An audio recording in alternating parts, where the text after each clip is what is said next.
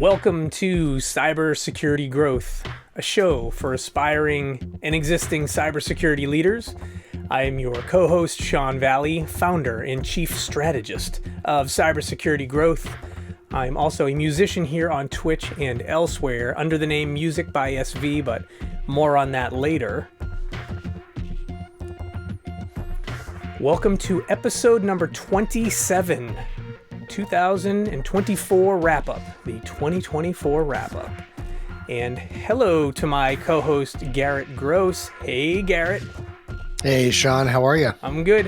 Happy holidays to you. There's lots of holidays going on as we speak, and more coming up this weekend even, so happy holidays. I celebrate all of them. Good. So you're in the middle of them all. How's it going? How's all the snow?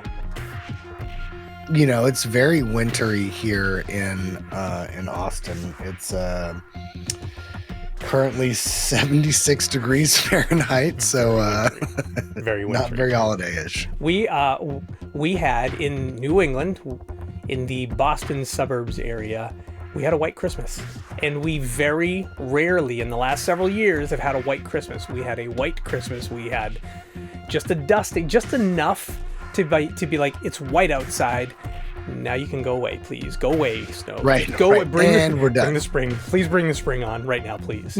But if you know anything, what it's like to be in the New England climate, unfortunately, the winter really hasn't begun yet. The winter doesn't really begin until you think it's almost over, which is the beginning of February. And the month of February is when it's just a nightmare to be anywhere in the Northeast of the U.S. And when I worked for a Boston-based company, that was the time that they always saw fit to bring us to the city, was in the worst of it. Yep. So anyways, holidays are here. As I went over to one of my family's houses yesterday, like the holidays are already done in their house. Like there's no tree, there's no lights, there's no decorations. They're like, we're done. Like we're done. Like they haven't. I like to phase it out over like a week or so after the holidays to like take all the decorations down. I'm not a like in and out kind of person. Yeah. We oddly enough, we talked about this on the last show. I stood up my first fake Christmas tree this year, first ever. When Christmas Day came, all we were only far enough along with, it had lights on it, Christmas Day. That's it. Just lights. So it was Christmas night, not Christmas Eve, but Christmas night, after coming home from spending a day with family elsewhere, that we started decorating the tree. So we decorated the tree Christmas night. We put on National Lampoon's Vacation, Christmas Story, the new version of A Christmas Story. We had like TBS movies on loop. They just kept looping. And so, I don't know if you know this, like the Christmas Story, they made a new one like a couple years ago. No, I won't. With Ralphie Ralphie as a full adult, married with kids, basically rehashing the same story. Not interested. It's weird. It's real. Like Ralphie should never have grown up. This is not right. It's like the whole like don't meet your heroes. Yeah. Like I don't want to see Ralphie all growing up. No thanks. Yeah. All right, let's get started. Hey everybody in chat who's hanging out. Good to see you all. First, I want to count a couple things. I want to shout out some of our new Twitch and YouTube followers. I was paying attention this week on all the places, specifically on YouTube. We passed the 260 follower mark on YouTube since our last show and this show. It's like 17 new followers. Awesome. That is very cool. Thank you. We record this show by streaming live on Twitch, which is where we are at the moment. And I want to say a hello to some of our new Twitch followers. So I've got the feed in front of me of the new folks who have stopped by and hit the follow button since the last time we got together. I want to say a hello and welcome to Jeep PR. Nope, no. I already said it wrong. It's not even a J at the beginning. Veep PR. Thank you for the follow. Jocko. Romanoff Sec. Sock Analyston. Thank you for the follow. I look at some of these, I'm like, I don't know if I should say this out loud. Because the way I read this one, I read it in different segments that just would sound very different if I pronounced it differently. The old analyst joke. Yes. Hello to Hacks and Aiden. The funny thing is, by the way, I should have just read it as Sock Analyst. But no, That is not where No. my brain ever starts. No. Wait a second. What? Anyways, hello to Hacks and Aiden. Hello to Marcus, who joined us. And then Cyber Intel by Jay, who's hanging out in chat. Thank you for joining us as well. Oh And a special shout out to Floor Sleeping on Twitch for helping us with some of our pre-roll audio debugging issues. Yes, who joined us a few weeks back. So thanks so much. All right, good. There's some of our followers. We also release this as an audio podcast. I've been seeing our folks who listen to the show versus watch a show, which is actually how we started this. The concept of it was an audio podcast. But we're seeing folks download the audio podcast. Thank you for downloading that as well. Thank you for joining. Hopefully you're getting some value out of the show that we put together. We love doing this. Okay, before we get into things, I want to just give you a little bit of a rundown of our show today. We have a whole section on Nerd Zone today. If you're not familiar with Nerd Zone, that is basically our news section. So we have quite a bit of news that we'll get to today. And then we have our hot topic, which our hot topic is the title of the show. The 2024 wrap-up. We're going to talk about our show and where we have gone over the last calendar year and what the future is looking like. So that's kind of a reflection. Yeah.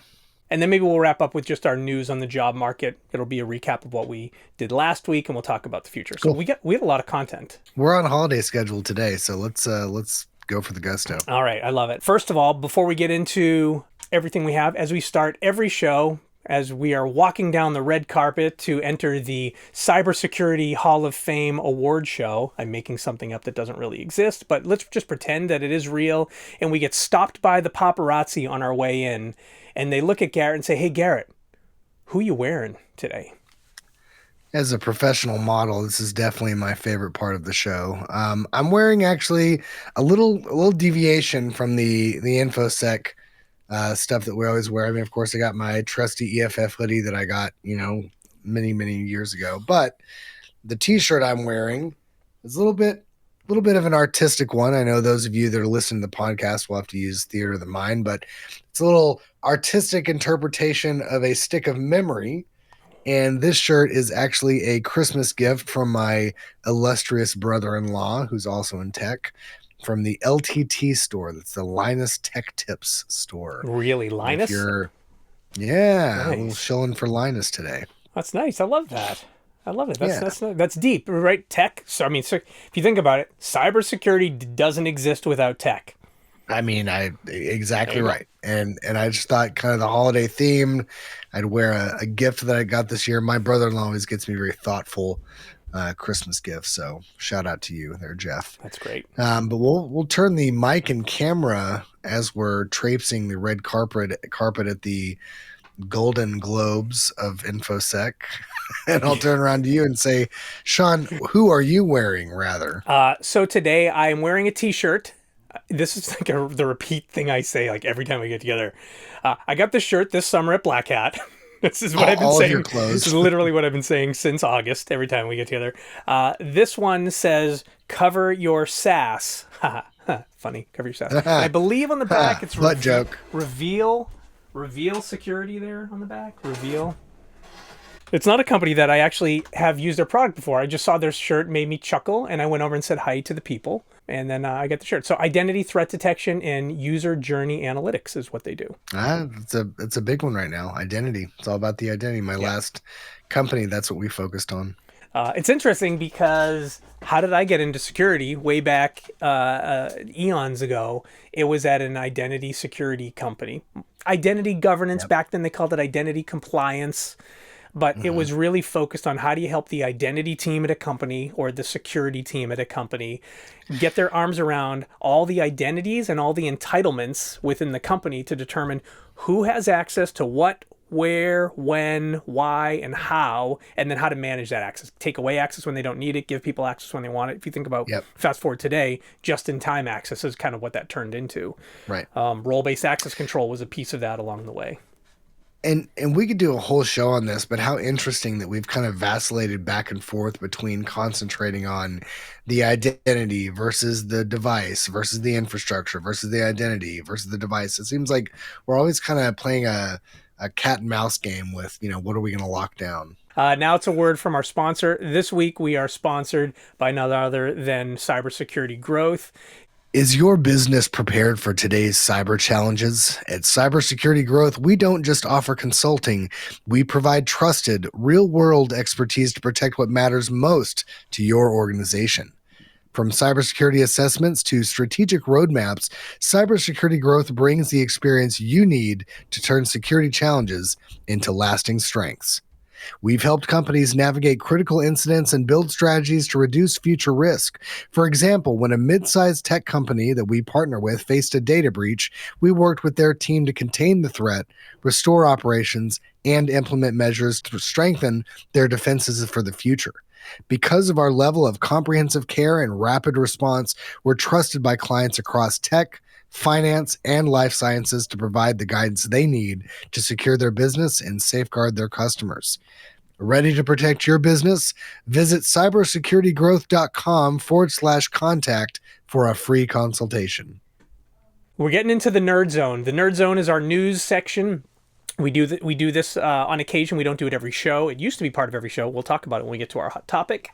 Garrett, you bring us a rundown of nerd zone topics. Why don't you introduce it and get it going? I did. So, anyone who's watched the show for a while knows that I just get on like the news feed and I search for the recent breaches and I come up with like 800 that I get to choose from, which is always super depressing. But this time I thought that we'd talk about, since this is a wrap up show, everyone gets the Spotify wrap up, and actually everyone's doing the wrap ups now. The Cybersecurity Growth wrap up. I mean, everyone has the wrap up. So we're going to do a wrap up for the breaches that we experienced in 2024. I'm going to hit these pretty fast, but Sean, please interrupt me, pop in if you got some thoughts on any of these. And we'll start from January all the way up to, most recently. So 23andMe blamed users for their massive data breach. Oh yeah, by the way, these are all data breaches thanks to this TechCrunch article that I read. Breaches that were handled poorly is kind of the theme of this. So 23andMe, remember, they were breached in January. They blamed their users for their massive data breach. They basically said, well, this is your fault that you didn't secure this properly. And the result of nearly half of their customers, about 7 million users, had their information stolen. So how does that usually work out, Sean, when the vendor blames their users? Well, obviously the backlash is going to be terrible. The fallout in all the places, from the news feeds to the LinkedIn's to the cyber feeds, if you think about it, I think everybody heard about this. Like, who didn't hear about the 23andMe breach? Proper disclosure, the idea of thoughtful disclosure is critical. And then disclose what you know when you know. Accept your mistakes as the vendor who's basically you are responsible for your customers' data. You are entrusted by your customers to protect their data. Plain and simple. It doesn't matter what you do. If your customers are handing data to you, it's your responsibility to protect it. And there's, you look at anyone's privacy policy, if you read them, it's about how they're, protecting your data and keeping it private. It's bonkers when somebody blames their customers for the data problems. Well, and any guesses as to how that turned out for them? How did it work out for 23andMe? Because I know people were asking me like, hey, should I buy someone a 23andMe gift card for Christmas? Absolutely not. Because they're going to ask folks like us, and we're going to go, well, no, you should never do that. And that company is now in the trash. So they're not doing well. And again, I don't want to say it's because of this one incident, but I mean, if their other business practices are reflections of how they handled this breach, I can only assume that they're not running their company well, because that, just like you said, Sean, those folks are entrusted with our data safety and privacy security. And they, if they mess up, you need to cop to it and say you're going to do better. But anyway, moving on. More bad news. Change Healthcare. Oh boy, that one was not fun. That took them 7 months to confirm that hackers stole most of America's health data. My data, your data, and some of our listeners and watchers' data. Pretty much. And keep in mind, 7 months. That's 7 months of people trying to get their claims paid, trying to get, insurance things sorted out. They probably had some out-of-pocket costs that they're looking to recoup. And all of that was derailed. And let's just remind everyone who's listening, that was due to a lack of MFA. and it was a My lack of my favorite. MFA on, I believe it was TeamViewer. I don't want to necessarily shout out TeamViewer as a bad product. The problem was just the people at Change Healthcare, right? The people who are running that system, they missed one system to put MFA, right? You tell your people, like, we got MFA on, we got MFA on our, I'm making this up right now. We got MFA on our Okta, we got MFA on our Microsoft, we got MFA on our Google, we got MFA on our HR system. But if you don't have it everywhere, like in this case, they didn't have MFA on their remote accessed tool. They got popped. Yep. Snowflake. Oh boy. Snowflake, the gift that kept on giving. They initially were kind of quiet about, whose fault this was or what it was, trying to play the blame game. This was also lack of MFA. This time was MFA enforcement on their user accounts. Obviously, some folks were hip to that, and they figured out that weakness and exploited that. So again, MFA, come on, it's not that hard. And this came back to customers' accounts, and where, if you think about it, let's put our bad guy hat on. Didn't a bad guy just sniff out passwords, username and 100%. passwords, and just go like, oh, well, let me just enumerate and figure it, go boom, boom, boom, boom, through account after account. Were the passwords, were they unhashed? And do you know this? Like, I don't know the answer to this. Were they unhashed and like the password database hacked, or were they the typical thing that you and I see where someone's passwords found on Have I Been Pwned and it was just reused? I don't actually. I'm guessing it was that. Yeah. I guess it was that, or some sort of spray and pray, get, like you're saying, trying the rock you list and just trying the most basic passwords. I don't know if there's like a retry limit that wasn't enforced or something, but the linchpin was the fact that they did not have MFA enforced on those user accounts. So, again, we've done entire episodes on MFA. It's the easiest thing to do. You're adding a second step of a second factor of authentication. It just adds so much complexity to your ability to authenticate yourself. It's ridiculous, like ridiculous. Yep. So we got a comment in here. Any comment on the Volkswagen data breach? That was actually going to be in part of my roundup here. Volkswagen had a bunch of I think electric vehicle customers had their information stolen. I didn't do much research on that one, but again, it just shows you how pervasive those attacks are, and no one is immune to those. I just want to get through these real quick, just make sure we're conscious of time. Columbus, Ohio. Did you hear about this one, Sean? Well, I mean, my favorite band, 21 Pilots, is from Columbus, Ohio. And Ohio is somehow like the tween lexicon of like the pejorative, like, oh, that's so Ohio. Again, shout out to my brother-in-law who lives in Ohio. I feel so bad for those signs. Welcome to Ohio signs. I know, right? So the city of Ohio, the city of Ohio, what is wrong? The city of Columbus, had a breach. They initially reported that don't worry, folks, the data is encrypted or corrupted or whatever, otherwise unusable. They just sent out some, blanket statement. A security researcher, guy just going out there doing the work, found evidence to the contrary on the dark web. There you go. There's Sean's favorite band, 21 Pilots. Representing the Clancy record. I got the vinyl Clancy, the yellow vinyl Clancy right next to me. Sorry, as you were, Garrett. So the place where Sean spends all of his time, the dark web, this security researcher found evidence to the contrary that actually, no, this data is viable and it is in clear text, and it's for sale, by the way. The city responded by issuing an injunction against the researcher, preventing them from accessing this data and refining the findings further. This is such 1997 thinking. That's what could you have done? Yeah, it's like the worst thing ever. Here's this guy out here doing free work for you, by the way, and you're going to respond by essentially suing them. Awesome, good job. Anyway, welcome to Ohio. Yeah, no. Anyway, I'm not going to go there. In my other favorite security game, the naming of threat actor groups, these just keep getting better.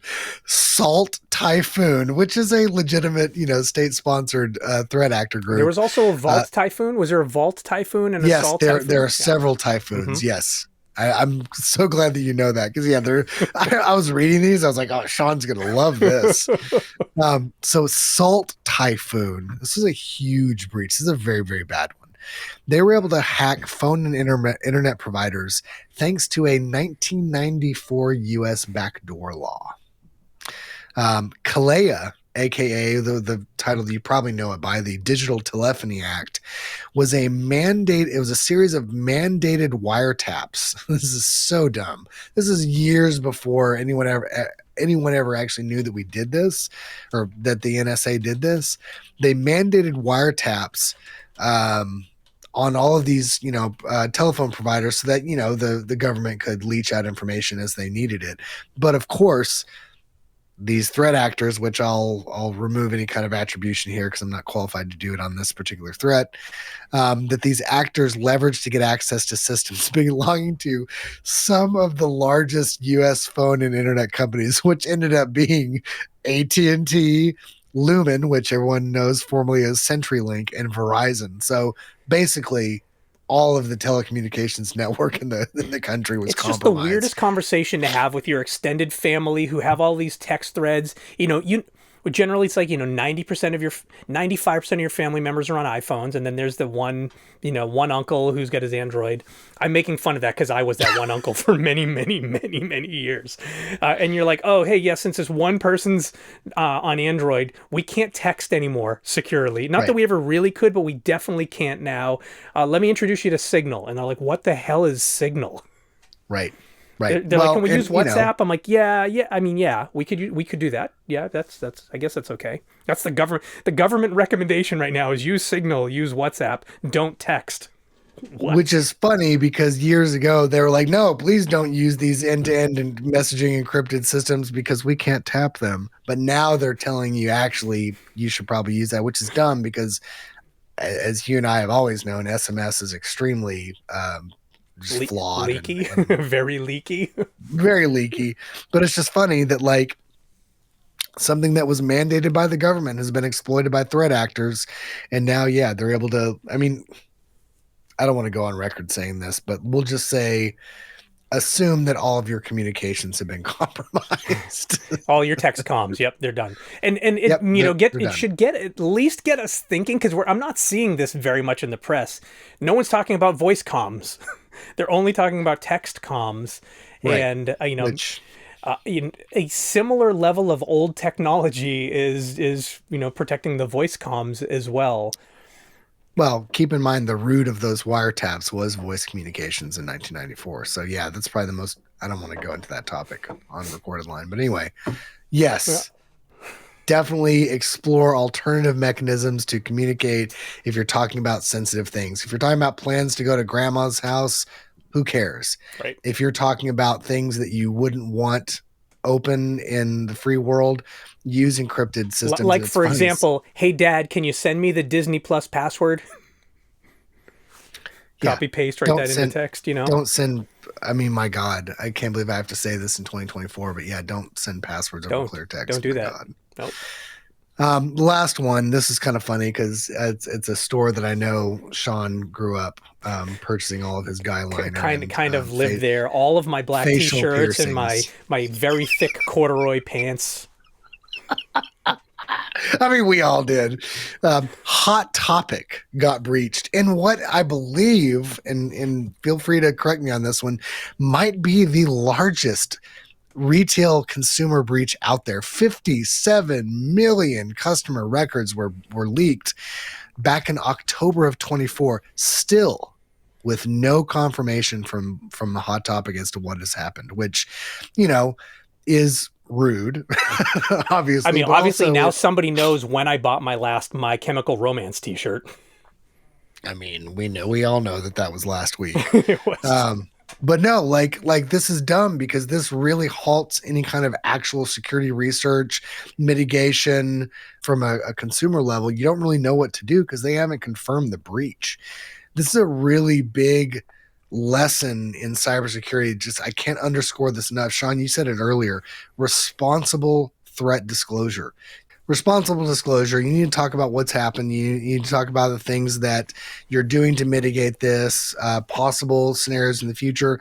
A lot of times when we discuss like very sensitive breaches like financial institutions, healthcare, you can discuss a lot of that in your ISACs or your kind of cloistered groups that you don't want to discuss publicly yet, but still Hot Topic has not done this for anything. So my point on all that is like, this is a textbook case of what not to do when you get breached. Because again, this is the largest breach that we've seen from a retail chain, I believe, and they're still not offering any kind of confirmation. And this is months following the disclosure of the breach. All the emo kids are crying right now. I don't want to go into Hot Topic discussions, but yeah, I have fond memories of all the things back in the day, bringing home Marilyn Manson T-shirts to my mom and her just. I remember when the first Hot Topic opened in my nearby mall, they had a DJ like in the Hot Topic, like up in the back corner. Like it was cooler than cool because there was a DJ in the back just like spinning vinyl. While I was over there in the T-shirt wall. I love it. Very cool. So many memories. Yeah. Well, that's what we got for the Nerd Zone Roundup. I mean, again, just to kind of, land the plane on that one, 2024 was not a good year for breaches. We're seeing that this breach activity is growing. This is not slowing down. Threat actors, as soon as we shut one door, threat actors are opening up another. It's the same game of cat and mouse that we've been playing for the entire time that I've been in cybersecurity. So my point of this matter, whole thing, MFA, don't send sensitive information over channels that could be sensitive. And if you get hacked, say something. If you see something, say something. If it's you, Jay and Chad, and you get hacked, say something, do something about it. Don't keep that to yourself. To all the large retail conglomerates out there, same thing. You get hacked, say something. One thing I'll add to this, because it aligns with everything you put on here, and I don't have this written in the show notes, which is this became the year of disclosures. Why? Because of the SEC, the U.S. Security and Exchange Commission, Great point. Making requirements of publicly traded companies to disclose because of things like the fallout of the Home Depot breach of years ago, the SolarWinds breach of years ago, and others. Like the SEC started to make changes saying, hey, stop hiding the fact that you've been breached, publicly traded companies. We're going to now make some rules around public disclosure, and we're going to hold your executives responsible if they don't disclose. So definitely became the first year of like, if we have any breach, we're going to tell people. So maybe just maybe people are sharing breaches more this year than they did 2 years ago because of this change with the SEC. When I see people filing, breach disclosures, some of them are disclosures where they're kind of lightweight, like maybe not as material as you'd think, but just people are like, I just want to disclose so we are not held accountable by the SEC. And shout out to Jay for reminding me about the national public data breach. Yes, that was a huge one. That was a breach that underscores third party, intel, like understand who your data brokers are, understand that your perimeter extends to them. So if you're really trying to quantify what your security presence or someone else's security presence looks like, you have to extend that out to your third party services, contractors, utilities, whatever. Like, yeah, because nowadays we don't just build apps, monumental. We have dependencies upon dependencies upon dependencies. So yeah, Jay, appreciate that. All right. Nerd Zone 2024 complete. Thank you, Garrett. Thanks, chat, for joining in too. Love this so much. We're moving over to our hot topic. Every one of our shows has a hot topic title to it. Ours is the 2024 wrap up. And I thought we would take this time to highlight the Cybersecurity Growth show, the Cybersecurity Growth name, and the Cybersecurity Growth company as a history from the beginning of January 2021 through where we are today. And we are recording this on December 30th, so one day before the year is over. So let's get into our hot topic this year and our wrap up of how things have gone and where we're headed for the future. First off, this show itself, the Cybersecurity Growth as a business, has existed since 2021 as a consulting company that I started. and I got a couple other things we're building behind the scenes, not yet ready to share. But I started because I love the idea of sharing what I have learned. I love the idea of learning. And then once I learn something, share it widely and educate the next generation. That's why I've titled the show. This is for existing and aspiring cybersecurity leaders. That's kind of the moniker of the show, and also kind of behind the scenes, like what cybersecurity growth is all about. So I started the show a couple of years ago, doing it by myself. I actually titled the show basically Death by PowerPoint or Death by Slides, where I'd put together a whole slide presentation and basically run it like a 1 hour, sometimes 2 hour course, where you're just sitting in the course listening to the stupid teacher, drone on about content. So if you look at our earlier shows, that's what they all were me with slides on the screen, kind of walking through this classroom that I set up. I paused that show in 2023. I just got busy. Work got busy. The paid work got so busy that I needed to put things on hold. And I realized I missed this show enormously. And I said, how do I get this thing going again? I was like, I want to bring in a partner who's going to help keep me accountable, but also make this a little bit more fun and entertaining in different ways. And so restarted the show March or so earlier this year after a 1-year hiatus. And that's when Garrett came on board and started working with me. And we started kind of a new format and a new theme to the show after a year off. So Garrett drastically improved the show. Yep. As the person we're talking about saying exactly that. brought us back to life. We have 2 faces on the screen and no slides. Big change. We changed the format, right? It was a whole lot of PowerPoint when I started. Now it's a whole lot less PowerPoint, but we still keep the deep topics. We still keep the news. That's how I started the show. We then created kind of this layout and form. The nerd zone, which we just went through, which is news. Hot topic, which is like the topic of the week or topic of the show. We had a section called War Stories. Garrett and I have cut our teeth living in the trenches of all types of cybersecurity. White hat, black hat, offensive, defensive, programmatic, leadership, technological, sales, implementation. We have lived it. And so we started bringing a whole section of war stories. We created a section because both Garrett and I, believe it or not, are not robots. We are humans. We created a section called Let's Be Humans. And we just talk about stuff that's going on in life. Both of us are huge music nerds. So oftentimes, though, Let's Be Humans, we'd talk about music, but also we'd talk about mental health during that section. And we'd talk about other things, families and going outside and exercise. Yep. So much content. And what it ended up doing is it would make for like an hour plus show. But the thing is, when we created the show, we said, let's keep it to 30 minutes. Let's keep it tight because I've been listening to and watching podcasts and webcasts for the better part of 15 years now. And I realized like you have the attention of the audience is less than 30 minutes usually, except for me, who's the nerd who will listen. I listen at 1.3 speed, but everything beginning to end. I just want to consume all the things. So we had a goal of 30 minutes. And we realized we just couldn't stay within 30 minutes and have that agenda. So we dialed back the agenda. And that's where over the last several months, we've been working with this agenda and like pulling pieces back where now we got a little bit of nerd zone, a little bit of hot topic. And then it's so funny that we call it the hot topic. And we literally just talked about the hot topic. We literally talked about the retailer. It's so funny.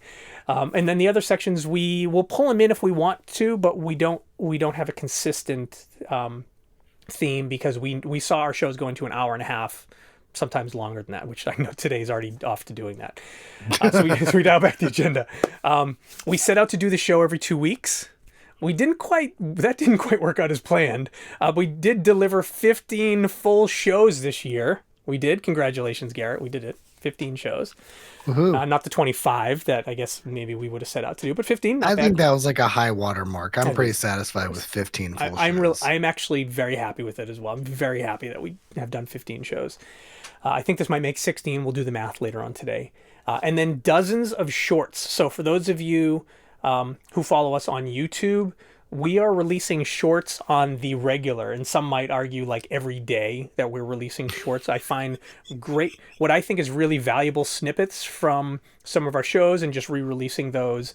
And they seem to be gaining quite a bit of popularity as well. So there's a lot of like post-show edits where we're finding snippets and posting those, and starting to do some more of that on TikTok as well. Just, let's use all the socials. I'm a big fan of all the socials.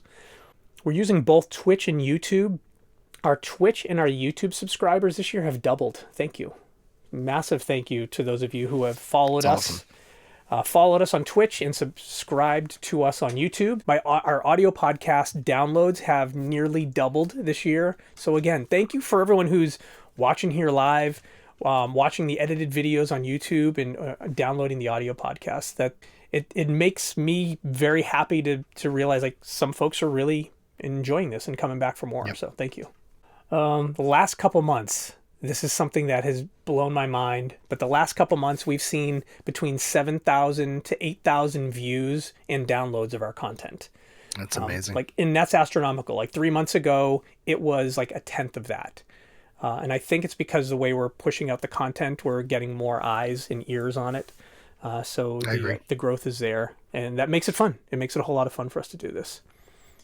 Garrett, I would say that this show is a labor of love for us. We're not doing the show for revenue or income. We're doing it because we love to do it.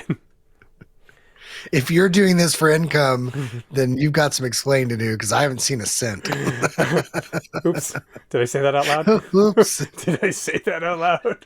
No, but for real, to underscore what you're saying, this is time that we take out of our day to do it. We don't do it for anything other than the fact that I think the InfoSec community has given me so much in my career. This is a chance for us to give back and to help just kind of spread love and empower what we know, which is very little in the grand scheme of things, but, empower folks with what we know.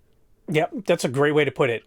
Giving back into this community that I've gained so much from throughout my career is really, Yep. While I have the chance to do it, I want to keep doing it. And I want to keep giving back and helping the current generation, supporting my colleagues and then supporting future colleagues and, where things are going in the future.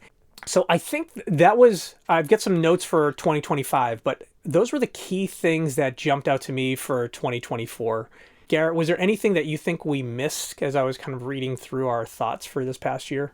One thing that we didn't do that I want to do more in 2025, and I know we haven't talked about 2025 yet, is more what we're doing here with the chat. And this is possible now that we're going to stream on Twitch and use this as our main vehicle. I think we can engage more with our users because, I want to hear what Cyber Intel by Jay has to say about the top breaches of 2024. I want to get corrected if I say, hey, this was the biggest retail hack, and someone's like, no, actually it was, blah, blah, blah. I like that kind of, again, that engagement and stuff like that. So, no, I think you perfectly capture what happened in 2024. Nice. Okay, let's look at a couple things for 2025, right? We are about to start a new year. Yep. We have no intention of stopping the show. We hope to just continue to pick it up in 2025 some more. So in 2025, we plan to focus on more of what worked in 2024. We plan to have more news discussions, more deep dives that we believe are relevant for existing and aspiring cybersecurity leaders. Last show we get together, we had our first ever resume workshop. I really enjoyed that show, Garrett. I had a whole lot of fun. That's a good one. We took someone's resume who sent their resume to us. We cleaned it so it had no personally identifiable information on it. And then we shared the resume on screen, and we had a live first-time read of that resume.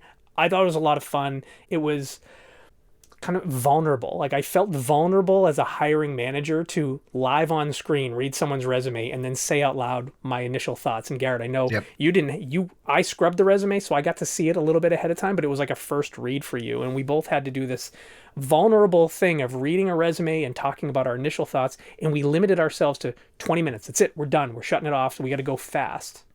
That was fun. Which is funny because no resume would ever get 20 minutes of FaceTime like in the stack. So yeah, it was kind of cool to get that in. I like how you put it. It was kind of a vulnerable position because again, that was my blind read of that resume. So yeah, I think we should do a lot more of that. I think getting folks hired in cybersecurity is at this point an art form. I mean, there's a lot more jobs than there are applicants out there, but it's still, from what I can understand, folks are still having a hard time getting out there and getting, the advancement that they're looking for. So any way that I can help, I'm absolutely down for that. So we have a couple resumes already in the queue for resume workshop number 2 and resume workshop number 3. We are looking forward to in 2025 doing resume workshop number 4 and number 5 and number 6. And all we need is just to receive some more resumes. You can send them into support@cybersecuritygrowth.com, and we will slot them in. We're not going to do them every week. We'll slot them in. So every few weeks, our show will be focused on a resume review. I mentioned vulnerability on that, and I mentioned how we both were vulnerable, but I also want to celebrate the people who sent us their resumes. They were vulnerable enough to be able to give us their resumes, to trust us with their data. Let's go back to these breaches that we just talked about. To trust us with their personal information, their personal data, as we promise that we are going to protect your personal data. We're not going to share it, but we're also going to share on the screen your actual work information and how you created a resume. So even though we're going to hold our promise that we're not going to put your name on screen, but we are still going to show your actual work on screen. And so the vulnerability of those of you who are sending us your resumes. So thank you for being vulnerable with us. Agreed. I'm now reminded of the fake name that you gave last show's applicant, Leva Ongoria. Yep. Great. Yep. It was. I brought the resume up and I was like, okay, I got to fake this name. That name just popped into my head. It's the greatest fake name ever. I'm going to use that in future escapades. What else? Okay, in 2025, what else do we plan to do? New things that we plan to launch in 2025. First off, I will announce here for the first time, we are going to start releasing standalone online training courses in 2025. Different from what we're doing right here.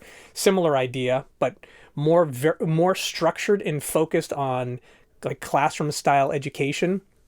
They will be available online. They will be available for purchase. They will be available like where you would buy cybersecurity training courses. First to be available in January. Well, I'm nearly finished with the first course, so stand by. It is a very specific training targeted at a very specific audience, and the idea of these courses are going to be targeted towards different audiences, and many of them like underserved audiences. So stand by. New online training courses from Cybersecurity Growth coming very, very soon. I'm so excited about that. I can't wait to actually work on a course myself. Yay. Yes. So more in the coming weeks. So that is one thing we have queued up for 2025. We have other things that are desires for 2025, but these are the things that we know we plan to do. One thing I do want to say, and I rarely, and Sean knows me pretty well, and I'm pretty ego driven, but I actually don't like to gloat. But I have had several people who have watched the show remark to me how refreshing it is that like you two are up there just doing this to do it. There's no like self-serving. There's no money grab. That'll change as soon as we get our first sponsor. Shill for the man, and we'll just like throw all that to the wind. But I do appreciate that we just get up here and talk shop about security and just kind of, share our experiences. Cause again, I think that's what it's all about. As far as stuff in 2025, no, let's do more of what worked in 2024. Let's cut it up. Let's get new sections in here. Let's have folks suggest things that they want to see and hear on the show. Let's do more resume workshops. Yeah, that sounds good. Yeah. So I'm excited for the new year. Anyways, just to let folks know that we have an exciting year ahead of us. Things already planned, and then other things that we're going to try to figure out how do we improve it over the year. So, Garrett, I put this as a future thought of we do a show in the world of RTO, return to office, right? Obviously, that became a thing. That the acronym came into existence post COVID, and 2024 became the year that it became a legit political conversation. Returning to office for cybersecurity professionals, returning to office from an executive's perspective, returning to office from a CISO's perspective, returning to office from an employee's perspective. And what if COVID never happened? Those are the things I put together. I was like, this could be a fun conversation, and I would love for our chat to be a part of this conversation with us. We are all living in this RTO world. And many cybersecurity professionals were remote workers before, depending on your role, and many were office workers. And Yep. I actually would love this conversation and just kind of get the perspective from our audience too.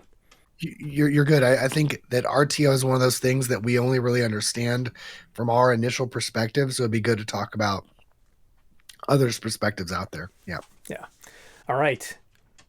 Let's wrap this puppy up. Thanks everybody for watching. Thank you for listening. Thank you for participating. If your company would like to become a sponsor of Cybersecurity Growth, of the Cybersecurity Growth Show, you can reach out to us at sales@cybersecuritygrowth.com. I'm Sean Valley. I'm the creator of the show and the music here on Cybersecurity Growth. You can find everything about us at cybersecuritygrowth.com. You can find everything about the show and all the past episodes at cybersecuritygrowth.com/webcasts. You can find us online at Cybersecurity Growth on all the places. If you like the show, please tell your friends. If you hate the show, please tell all your adversaries that are telling people to install AnyDesk. Please like and subscribe wherever you're listening or watching. Leave 5 stars if you can, or thumbs ups, whatever it takes. Say something like, great show. I learned something new in my career to help in my cybersecurity career for the future. Garrett, I know you don't do nearly as much of the socials as I do, so kind of curious as to where people can find you if they want to catch you. You can find me in the corner of Hot Topic getting both of my nostrils pierced together while listening to the latest Panic at the Disco record.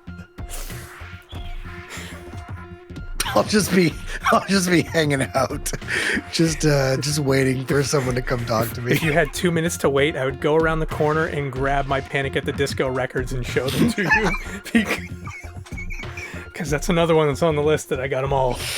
Oh God. Oh, that's fantastic. This week we did our 2024 wrap-up, Breach wrap-up, as well as the year in 2024 for cybersecurity growth, and a little preview of what 2025 is going to look like. We are live on Twitch every other week, usually Fridays at 10:30 a.m. Eastern, 7:30 a.m. Pacific, and 3:30 p.m. GMT. And then we're in YouTube and your pod feeds a few days later. Thank you all for participating in chat, for joining today. That makes the show eons better than just the two of us chatting, though. Yes, as you same. can probably tell, we will just sit here and chat at each other until we get sick of each other, but we really appreciate the input from y'all who have joined us. Garrett, thanks. Been great hanging out with you. This has been a fantastic year for me. I am very thankful that you've joined me on this journey this year, and I'm really excited for what we're doing next year together. Well, I'm very thankful that you invited me to be a part of this journey. I think we have a pretty good banter back and forth. Thanks for everyone in chat as well. All right. Thanks, everybody. Folks. Well, thanks so much for joining us. We'll see you next Stay time. vigilant. Bye, everybody. Bye-bye.